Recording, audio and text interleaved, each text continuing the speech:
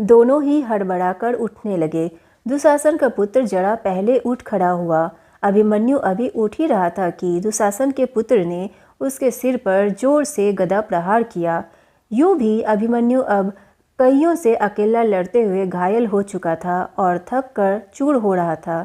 गदा की मार पड़ते ही उसके प्राण पखेरु उड़ गए। समसप्तकों का संहार करने के बाद युद्ध समाप्त करके अर्जुन और श्री कृष्ण अपने शिविर को लौट रहे थे। अर्जुन श्री कृष्ण से बोला, जनार्दन, मेरा मन घबराया हुआ है, मैं भ्रांत सा हो रहा हूँ। सब भाई कुशल से तो होंगे। आज अभिमन्यु अपने भाइयों के साथ हंसता हुआ मेरा स्वागत करने क्यों नहीं दौड़ा आ रहा है। ऐसी ही बातें करते हुए दोनों शिविर के अंदर पहुँचे। किसी के कुछ ना कहने पर भी अर्जुन ने परिस्थिति देखकर अपने आप ही सब बातें ताड़ ली और तब उससे रहा नहीं गया। सब कुछ जान जाने पर वह बुरी तरह से बिलखने लगा। श्री कृष्ण की बातें सुनकर अर्जुन कुछ शांत हुआ। उसने अपने इस वीर पुत्र की मृत्यु का सारा हाल जानना चाहा। उसके पूछने पर युधिष्ठिर बोले, मैं ही अभिमन्यु से कहा था कि चक्रव्यूह को तोड़कर भीतर प्रवेश करने का हमारे लिए रास्ता बना दो, तो हम सब तुम्हारा अनुकरण करते हुए व्यूह में प्रवेश कर लेंगे। मेरी बात मानकर वीर अभिमन्यु इस अभेद व्यूह को तोड़कर अंदर घुस गया। हम भी उसी के पीछे पीछे चले। हम अंदर घुसने ही वाले थे कि पापी जयद्रथ ने हमें रोक लिया।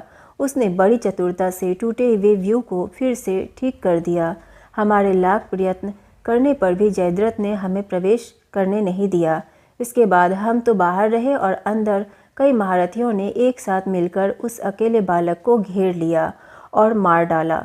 युधिष्ठिर की बात पूरी भी ना हो पाई कि अर्जुन आर्त स्वर में हाँ बेटा कहकर मूर्छित होकर गिर पड़े। चेत आने पर वह उठा और दृढ़तापूर्वक बोला, जिसके कारण मेरे प्रिय पुत्र की मृत्यु हुई है, उस जयद्रथ का मैं कल सूर्यास्त होने से पहले वध करके रहूँगा। यह मेरी प्रतिज्ञा है। यह कहकर अर्जुन ने गांडीव पर जोर से टंकार की। सिंधु देश के सुप्रसिद्ध राजा वृद्ध छत्र के पुत्र जयद्रथ को जब अर्जुन की प्रतिज्ञा का हाल मालूम हुआ तो वह दुर्योधन के पास गया और बोला, मुझे युद्ध की चाह नहीं है, मैं अपने देश चला जाना चाहता हूँ। यह सुनकर दुर्योधन ने उसको धीरज बंधाया और बोला, सैंधव, आप भय ना करें, मेरी सारी सेना आपकी रक्षा करने के लिए नियुक्त की जाएगी, आप निशंक रहें। दुर्योधन के इस प्रकार आग्रह करने पर जयद्रथ ने उसकी बात मान ली।